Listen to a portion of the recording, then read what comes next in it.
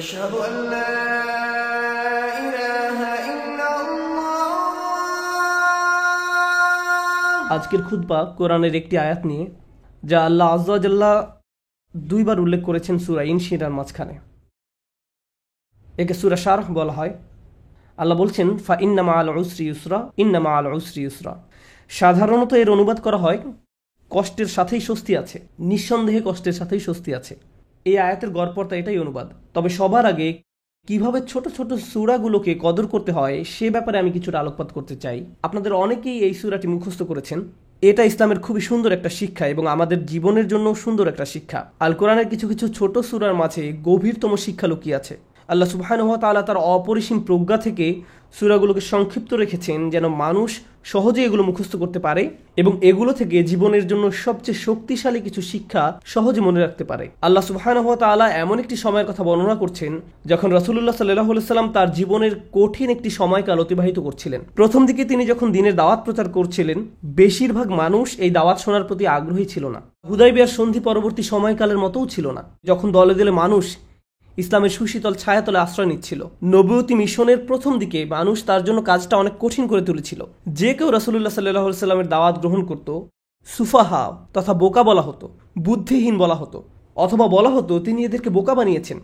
কেউ ইসলাম গ্রহণ করলেই তাকে এই সমস্ত অভিযোগে অভিযুক্ত করা হতো। ঠিক সেই সময় আল্লাহ আযজা ওয়া জাল্লা এই গভীর অর্থপূর্ণ সূরাটি নাজিল করেন এবং তাকে স্মরণ করিয়ে দেন আল্লাহ সর্বদা তার প্রতি অনুগ্রহ করে যাচ্ছেন। কোরআনের বিভিন্ন জায়গায় বিভিন্ন ধরনের অনুগ্রহের কথা উল্লেখ করা হয়েছে। যেমন অন্য একটি সূরায় আল্লাহ বলেন, আলাম ইয়াজিদিকা ইয়াতীমান ফাআওয়া, আল্লাহ কি আপনাকে ইয়াতীম হিসেবে পাননি, অতঃপর তিনি আপনাকে আশ্রয় দিয়েছেন। ওয়াজাদাকা দাল্লান ফাহাদা ওয়াজাদাকা আইলান ফাআগনা, আল্লাহ বলেন তিনি আপনাকে পথ খুঁজতে থাকা অবস্থায় পেয়েছেন। তিনি আরও বলেন তিনি আপনাকে নিঃস্ব পেয়েছিলেন এবং তিনি আপনাকে সম্পদশালী করে দিয়েছেন, অর্থাৎ খাদিজা রাদিয়াল্লাহু তাআলা আনহার সাথে বিয়ের মাধ্যমে। কিন্তু এই সূরায় আল্লাহ আযজা ওয়া জাল্লা ভিন্ন রকম একটি অনুগ্রহের কথা বর্ণনা করছেন, গভীর একটা অনুগ্রহ। আল্লাহ আযজা ওয়া জাল্লা বলেন, আলাম নাশরাহ লাকা সাদরাক, আমি কি আপনার জন্য আপনার বক্ষ সম্প্রসারিত করিনি। আরবি ভাষায় বক্ষ সম্প্রসারণ মানে প্রশান্তিতে থাকা, শান্ত থাকা। রাসূলুল্লাহ সাল্লাল্লাহু আলাইহি সাল্লাম সহজ কোনো পরিস্থিতিতে ছিলেন না। তার আশেপাশে সবাই তার বিরুদ্ধে সমানে অভিযোগ করে যাচ্ছিল, নয়তো তাকে শারীরিকভাবে আক্রমণ করতে চাইতো। তার নিজের গোত্রের লোকেরাও তাকে পরিত্যাগ করেছিল। কোনো কিছুই তখন সহজ ছিল না। তবু আল্লাহ বলছেন এই সব প্রতিকূল পরিস্থিতিতেও আপনার প্রতি সবচেয়ে বড় অনুগ্রহ হলো আপনার বক্ষ সম্প্রসারিত করা হয়েছে, আপনি প্রশান্তিতে আছেন। তারপর আল্লাহ আযজা ওয়া জাল্লা বর্ণনা করেন কিসের শান্তি, ওয়া ওয়াদা'না আনকা উযরাক, তিনি বোঝা দূর করে দিয়েছেন। এই আয়াতে বোঝা বলতে কি বোঝানো হয়েছে তা নিয়ে ওলামারা অনেক মন্তব্য করেছেন। তার থেকে একটি ব্যাপারে আজকের খুতবায় আলোচনা করব। রাসূলুল্লাহ সাল্লাল্লাহু আলাইহি সাল্লাম নবুয়ত লাভ করার পূর্বে মক্কা থেকে নিজেকে দূরে সরিয়ে নিতেন এবং পৃথিবীতে কেন এত দুঃখ কষ্ট তা নিয়ে চিন্তামগ্ন থাকতেন। তিনি ঘন্টার পর ঘন্টা দিনের বেলা, কখনো কখনো রাতেও চিন্তামগ্ন অবস্থায় হেরা গুহায় কাটিয়ে দিতেন। তিনি সমাজ থেকে নিজেকে এভাবে দূরে সরিয়ে নিয়ে ভাবতেন এই জীবনে কেন এত দুঃখ যাতনা।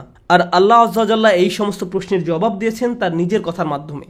যখন রাসূলুল্লাহ সাল্লাল্লাহু আলাইহি সাল্লাম আল্লাহর কালামের মাধ্যমে জবাব পেলেন, আল্লাহ আযজা ওয়া জাল্লা এই ব্যাপারটাকে বর্ণনা করছেন যে তিনি আপনার বোঝা লাঘব করে দিয়েছেন। ওয়া ওয়াদা'না আনকা উযরাক, আমাদের জন্য এতে শিক্ষা হলো যে হ্যাঁ, জীবনে অনেক চাপ সইতে হয়, আর আল্লাহ বলছেন তার কালাম এই চাপ থেকে নিষ্কৃতি দান করে, ওই বোঝাগুলো দূর করে দেয়।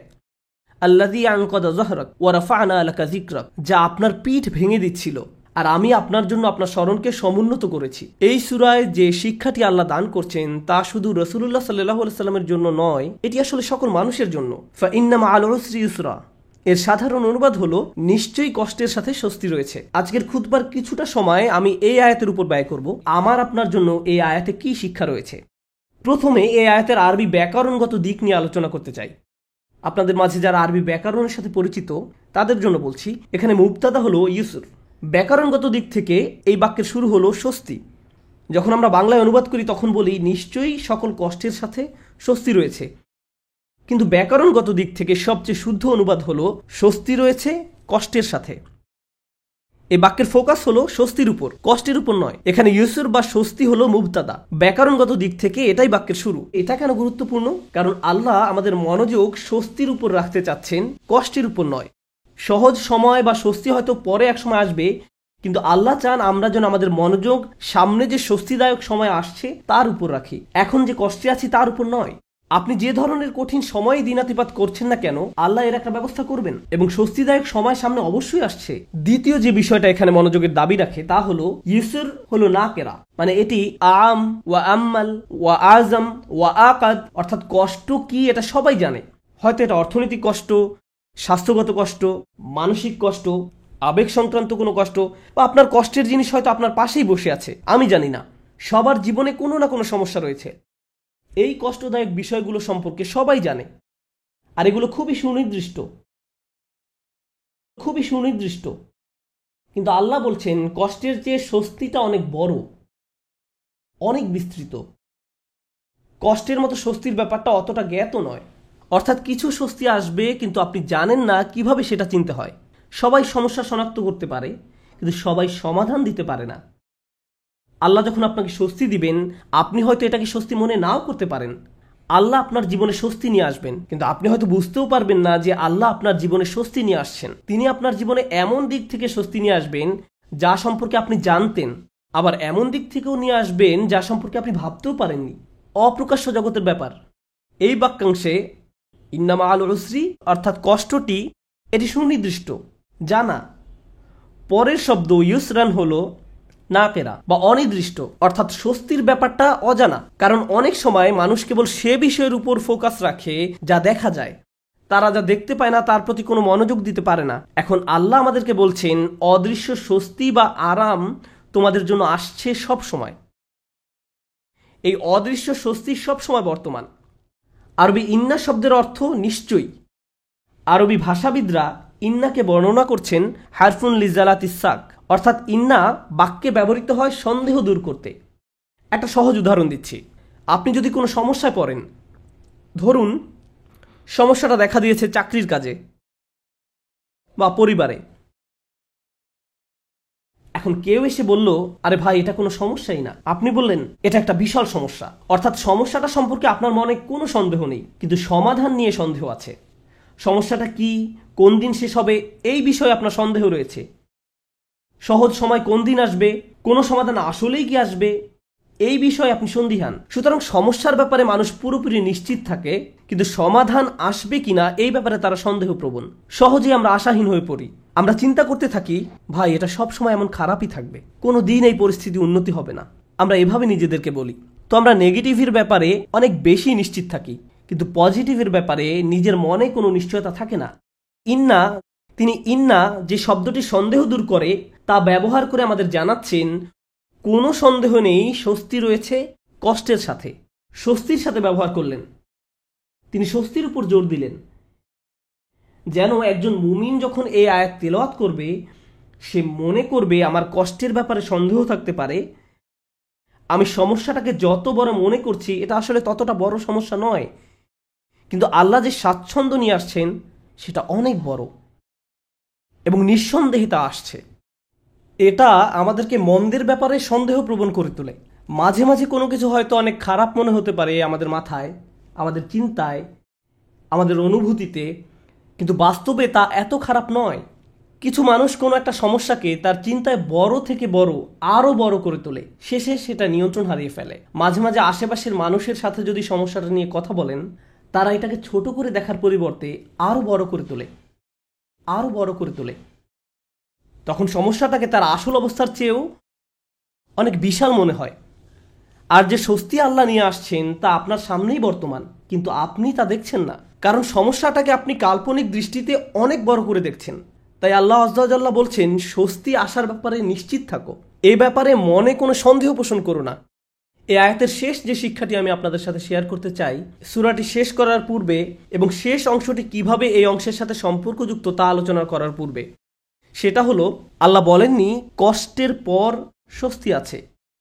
তিনি পর শব্দটি ব্যবহার করেননি, তিনি ব্যবহার করেছেন সাথে শব্দটি। ইন্না মাআল উসরি ইউসরা, তিনি ইন্না বা'দাল উসরি ইউসরা বলেননি। সাথে এবং পরে এই দুইটা শব্দের মাঝে বিশাল পার্থক্য আছে। এখানে বড় পার্থক্য রয়েছে কষ্টের সাথে স্বস্তি আছে এবং কষ্টের পরে স্বস্তি রয়েছে, এই দুই কথার মাঝে বড় একটা ফারাক আছে। দুটি পার্থক্য আপনাদের সাথে শেয়ার করতে চাই। একটি পার্থক্য হলো, হয়তো আপনি যখন একটি সমস্যার মধ্য দিয়ে দিন পার করছেন, সেই সমস্যাটির সাথে কিছু স্বস্তির বিষয়ও আপনার জীবনে এসেছে যা আপনি উপলব্ধিও করতে পারেননি। বর্তমান সমস্যাটি যতটা কঠিন মনে হোক না কেন, বিকল্প হয়তো আরো অনেক বেশি কঠিন হতো। হয়তো একটি দরজা বন্ধ হওয়ার কারণে আরো 5টি দরজা খুলে গিয়েছে। আপনি হয়তো ব্যাপারটি দেখতে পাননি, কিন্তু আল্লাহ আজ্জা জাল্লার ডিজাইনে একটি সমস্যা হয়তো 20টি সমাধানের পথ উন্মুক্ত করে দেয়, আরো অগণিত সমাধানের পথ খুলে দেয়। এজন্য ওই স্বস্তিদায়ক বিষয়গুলো আসার জন্য এই সমস্যাটি ঘটার দরকার ছিল। এটি আল্লাহর বিজ্ঞ ডিজাইনের অংশ। আমরা হয়তো তা শনাক্ত করতে পারি না। অন্য কথায়, হ্যাঁ, আমার মন বলছে আমি সমস্যার মধ্যে দিয়ে যাচ্ছি, কিন্তু এই সমস্যার মধ্য দিয়ে আল্লাহ আমার জীবনে স্বস্তি নিয়ে আসছেন নিশ্চিতভাবেই। শুধু আমাকে সেটা খুঁজে পেতে হবে। সমস্যা আমি দেখতে পাচ্ছি, কিন্তু সমাধান কোথায় সেটা আমাকে খুঁজে বের করতে হবে। জীবনে আমরা যত ভয়ানক অভিজ্ঞতার মধ্য দিয়ে যাই, তখন আমরা এভাবে প্রশ্ন করি যে আমাকে কেন এই বিপদে ফেলা হলো, কেন আমার সাথে এমন হচ্ছে, আমি কি এমন অন্যায় করেছি, এর থেকে ভালো কি আসবে। আপনাদেরকে বলছি, ওই অভিজ্ঞতাগুলোর প্রত্যেকটাই কোনো না কোনো সহজতা, স্বস্তি বা ভালো সাথে করে নিয়ে আসে, যা আমরা দেখতে পাই না। কিন্তু আল্লাহ বলছেন ওই স্বস্তি সাথেই আছে, তোমাকে এর জন্য অপেক্ষা করতে হবে না। এটা একই সময়ে কষ্টের সাথে সহাবস্থান করে। কষ্টের সঙ্গেই এই স্বস্তির অবস্থান। ইন্না মাআল উসরি ইউসরা।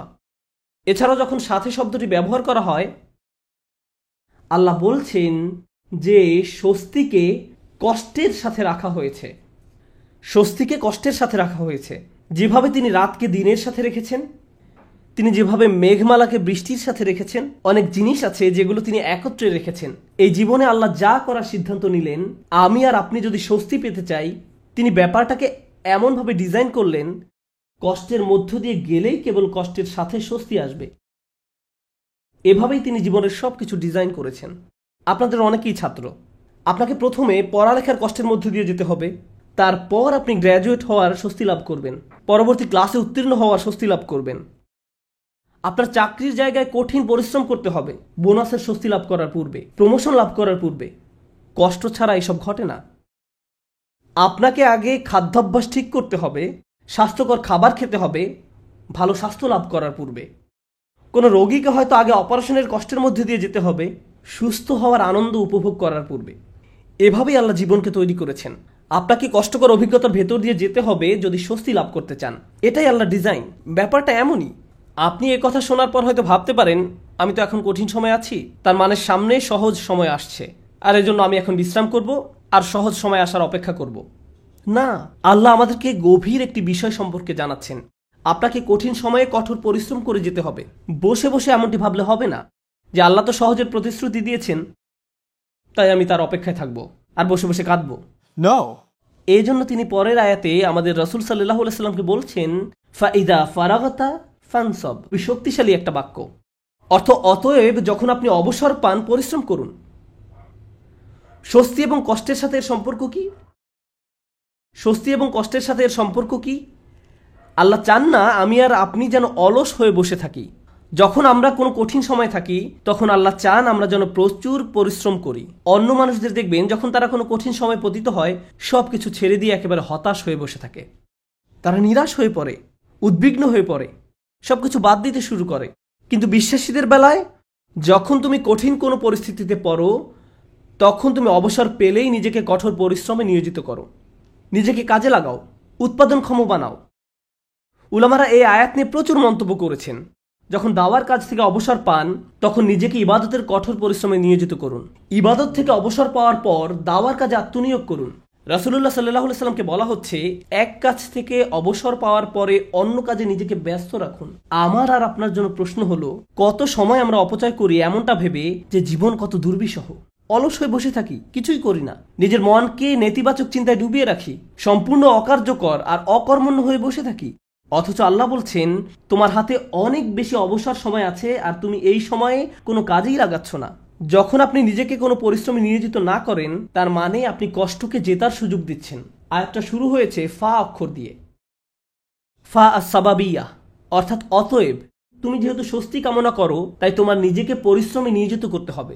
এটা শেখার ফলে তোমার উচিত নিজেকে পরিশ্রমে নিয়োজিত করা। তাই আমার আর আপনার উচিত একটি অর্থপূর্ণ এবং প্রোডাক্টিভ জীবনযাপন করা। মাঝে মাঝে জীবনে অতিরিক্ত চাপের কারণে আমরা ভেঙে পড়ি।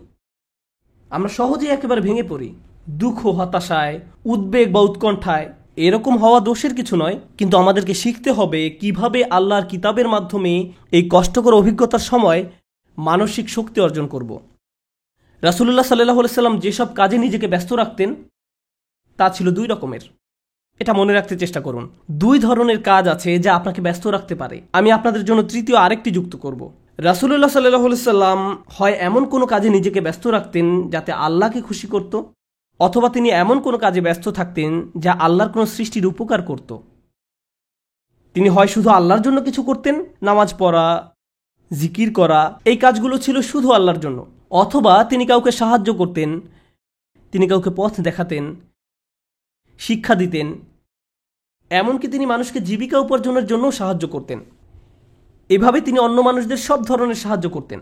এখন আপনি নিজেকে প্রশ্ন করুন, এই দুই ধরনের কাজের কোনটি আপনি করছেন? আমি কি এমন কিছু করছি যা আল্লাহকে খুশি করছে, বা আমি কি এমন কিছু করছি যা কারো জীবনে স্বস্তি নিয়ে আসছে? মূলত আল্লাহ অন্য একটি সূরায় রাসূলুল্লাহ সাল্লাল্লাহু আলাইহি সাল্লামকে এই কাজগুলো সম্পর্কে বলেছেন, ফাআম্মাল ইয়াতীমা ফালা তাকহার ওয়া আম্মাস সাইলা ফালা তানহার ওয়া আম্মা বিনি'মাতি রাব্বিকা ফাহাদ্দিস। সুতরাং আপনি এতিমদের প্রতি কঠোর হবেন না, আর ভিক্ষুককে আপনি ধমক দিবেন না। কিন্তু আপনি যখন অতিরিক্ত চিন্তা করতে থাকবেন নিজের সমস্যাগুলো কতটা খারাপ, জীবনটা কেমন দুর্বিষহ, কিভাবে সব কিছু তার গতিপথ হারিয়ে ফেলছে, কোনো কিছুই কোনোদিন ঠিক হবে না, তাহলে নিজের মাঝে আপনি অতিরিক্ত ডুবে আছেন। আপনি নিজেকে নিয়েই পড়ে আছেন। এভাবে নিজেকে নিয়ে পড়ে থাকলে আল্লাহর সাহায্য আসে না। এভাবে আল্লাহর সাহায্য আসে না। আল্লাহ বলেন, ওয়া ইলা রব্বিকা ফারগব, এবং আপনার পালনকর্তার প্রতি মনোনিবেশ করুন। আমি আর আপনি যে সমস্যাগুলোর মাঝে দিন পার করছি, আজ সেগুলোকে অনেক বেশি, অনেক বড় বলে মনে হয়। সমস্যা ছাড়া আর কিছু নিয়ে আমরা ভাবতে পারি না। কিন্তু একটু সামনে এগিয়ে চিন্তা করলে বুঝবেন আমরা সবাই একটা গন্তব্যের উদ্দেশ্যে ছুটছি, আর সেই গন্তব্যটি হলো আল্লাহর সাক্ষাৎ। ওয়া আন্না ইলা রব্বিকাল মুনতাহা। যদি এই ব্যাপারটা ভুলে যান যে আপনি একটি রেলগাড়ির ভিতরে আছেন, বুঝতে পারেন বা না পারেন আপনি আল্লাহর দিকে ছুটে চলছেন। আপনি কিন্তু নিশ্চলভাবে দাঁড়ানো অবস্থায় নেই। আপনার সমস্যাটি জীবন থামিয়ে দেয়নি, জীবন এখনো এগিয়ে চলছে। আমার আপনার আল্লাহর সাথে দেখা হবেই। আপনি যখন বুঝবেন আমি যাই করি না কেন এই ভ্রমণ থামানোর কোনো উপায় নেই, তখন আপনার পক্ষে নিজের গন্তব্যের প্রতি মনোনিবেশ করা অনেক সহজ হবে। এই মুহূর্তে আমি যে এলাকা অতিক্রম করছি, যে সমস্যাপূর্ণ এলাকা অতিক্রম করছি, একসময় এটা পার হয়ে যাবে, কারণ এটা আমার গন্তব্য নয়। আমার গন্তব্য হলো আল্লাহ আয্যা ওয়া জাল্লা। এভাবে নিজের মাথায় একটা চিত্র তৈরি করুন। মনে করুন একটি পথ দিয়ে কোথাও যাচ্ছেন, আর পথিমধ্যে কোনো জায়গায় প্রচণ্ড দুর্গন্ধ নাকে এসে লাগলো। যদি চলতে থাকেন গন্ধটা একসময় চলে যাবে। এটা সব সময় আপনার সাথে থাকবে না। চলতে থাকলে একসময় ভালো একটা জায়গায় এসে উপনীত হবেন। আপনাকে হয়তো ভয়ঙ্কর কোনো অঞ্চলও অতিক্রম করতে হতে পারে। আপনি চলতে থাকলে ওই অঞ্চলও পার হয়ে যাবেন। জীবনটা এমনই, আমাদেরকেও এভাবে জীবনের সমস্যাগুলো অতিক্রম করে যেতে হবে। আর আল্লাহ আয্যা ওয়া জাল্লা বলছেন, আপনার আমার জীবনের প্রতিটি ভ্রমণেরই একটি উদ্দেশ্য আছে। আমাদের নিজেদের শুধু একটি প্রশ্ন করতে হবে, আমরা কি পরিশ্রম করছি? দিন শেষে আমরা কি করছি? তৃতীয় যে ব্যাপারটি নিয়ে আজ কথা বলবো, আগে আমি বলেছিলাম মহানবী সাল্লাল্লাহু আলাইহি সাল্লাম হয় আল্লাহর সন্তুষ্টির জন্য কিছু করতেন, নতুবা তার সৃষ্টির উপকারার্থে কিছু করতেন। আর আমাদের বেলায় দিনের অধিকাংশ সময় আমরা আত্মসেবায় ব্যয় করি। অবশ্যই আমাদের বিভিন্ন জিনিসের প্রয়োজন রয়েছে। আমাদের খাবারের দরকার, পোশাক পরিচ্ছদ প্রয়োজন, চাকরি বাকরি করতে হবে। কিন্তু অবসর সময় আমি কি করি? আয়াতটি কিন্তু আপনার দিনের 24 ঘন্টা সময় নিয়ে কথা বলছে না। আয়াতটি আপনার ফ্রি সময় নিয়ে কথা বলছে। আচ্ছা ঠিক আছে, আপনার এক্ষেত্রে কিছুই করার নেই। আপনাকে ভোর 5টায় ঘুম থেকে উঠতে হয়, 6টার মধ্যে অফিসে পৌঁছতে হয়, এবং সন্ধ্যা 6টা পর্যন্ত অফিস করতে হয়, 7:30 পর্যন্ত ট্রাফিক জ্যামে আটকা থাকতে হয়। ঠিক আছে, কোনো সমস্যা নেই, আপনার কোনো অবসর নেই। কিন্তু যখন অবসর পান তখন কি করে সময় পার করেন? যখন ফ্রি থাকেন সে সময় কি করেন? আল্লাহ আপনার জীবনে সহজ সময় আনবেন কিনা তা নির্ভর করে আপনার অবসর সময় আপনি কি করেন তার উপরে। অবসর সময়ের কর্মকাণ্ড তা নির্ধারণ করবে। আপনি নিজের প্রতি সৎ থেকে আমাদেরকে প্রশ্ন করতে হবে, অবসর পেলে আমরা কি করি? আর আমাদের ছেলে মেয়েদের কিভাবে অবসর কাটাতে শেখাই? যখনই তারা একটু ফ্রি সময় পায় ভিডিও গেম খেলা শুরু করে, যখনই তারা একটু ফ্রি সময় পায় টিভি ছেড়ে দেয়। আমরা উপকারী কিছু করছি না, আমরা প্রোডাক্টিভ কিছু করছি না। একটু সময় পেলে আমরা স্বার্থপর বিনোদনে ব্যস্ত হয়ে পড়ি, স্বার্থপর ভোগবিলাসে যুক্ত হয়ে পড়ি। মাথার মধ্যে শুধু এই চিন্তাগুলো ঘুরপাক খেতে থাকে, দুপুরে কি খাবো, রাতে কি খাবো, কোন সিনেমাটা দেখব, কিছু দেখতে চাও, কিছু খেলতে চাও। দিন রাত সারাক্ষণ শুধু বিনোদন, ভোগবিলাস আর অর্থহীন রঙ্গরসে ডুবে থাকা। আমাদের জীবন এমনই হয়ে গিয়েছে। কিভাবে এটা ফানসাব? এটা ফানসাব নয়। আল্লাহর এই নির্দেশে ফাইজা ফারাগতা ফানসাব। কোনো ব্যক্তি যদি এভাবে আমোদ প্রমোদের মাঝে নিজেকে হারিয়ে ফেলে তখন কি হবে জানেন? এগুলো তার জীবনকে আরো কঠিন করে তুলবে। আমি বলছি না আপনি কোনো কিছু খেলতে পারবেন না বা কোনো ধরনের বিনোদন করতে পারবেন না।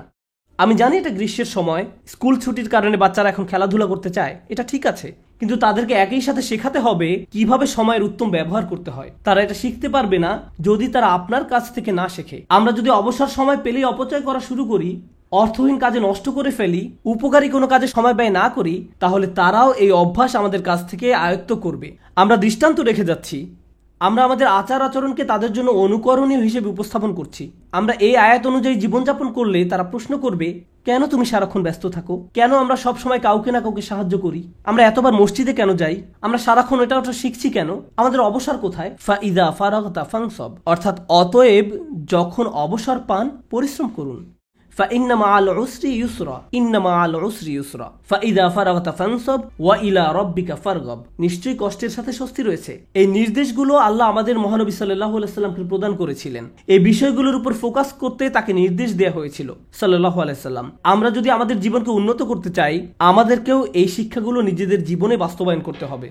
আমাদের সবারই জীবনে কোনো না কোনো সমস্যা রয়েছে। একটি সমস্যার সবচেয়ে বড় কঠিন দিক কোনটি? সমস্যার বাহ্যিক দিক মোকাবেলা করা সবচেয়ে কঠিন নয়, সবচেয়ে কষ্টকর ব্যাপারটি ঘটে আমাদের হৃদয়ে। সবচেয়ে দুরূহ ব্যাপার হলো সমস্যার সময় আমার অনুভূতি নিয়ন্ত্রণ করা। এটা আমাকে পুরোপুরি অসার, নিস্তেজ বানিয়ে দেয়। এখন সূরাটির দিকে লক্ষ্য করুন। প্রথমে যে স্বস্তি আল্লাহ আমাদের রাসূল সাল্লাল্লাহু আলাইহি সাল্লামকে প্রদান করেন, আলাম নাশরাহ লাকা সাদরাক, হে নবী, আমি কি তোমার বক্ষদেশ প্রসারিত করে দেইনি? আমি তোমাকে প্রশান্তি দান করেছি। এখন মানুষ যখন শুনতে পায় আল্লাহ সুবহানাহু ওয়া তাআলা মহানবী সাল্লাল্লাহু আলাইহি সাল্লামকে মানসিক প্রশান্তি দান করেছেন, একজন মানুষের জন্য সম্ভাব্য সবচেয়ে যাতনাদায়ক সময়েও তিনি মানসিক দিক থেকে প্রশান্তিতে ছিলেন। ফাইদা ফারাগতা ফানসাব ওয়া ইলা রাব্বিকা ফারগাব, অতএব যখন অবসর পান পরিশ্রম করুন এবং আপনার পালনকর্তার প্রতি মনোনিবেশ করুন। আমরা যদি এই কাজটি করতে পারি তাহলে আশেপাশের মানুষ আমাদের সম্পর্কে যাই বলুক না কেন এতে কিছুই যায় আসে না। বাহ্যিক দিক থেকে আমরা যে সংকটেই থাকি না কেন তাতেও কিছু যায় আসে না। আমরা মানসিক দিক থেকে দারুণ প্রশান্তিতে থাকব। অন্য সবাই তো কাঁদবে, নার্ভাস হয়ে থাকবে, কিন্তু আপনি নিজেকে প্রশান্ত পাবেন, কারণ আপনি এই মহাসত্য অনুযায়ী পথ চলেছেন। আমি দোয়া করি আল্লাহ আজ্জা ওয়া জাল্লা যেন আমাদের সবার অন্তরে প্রশান্তি দান করেন।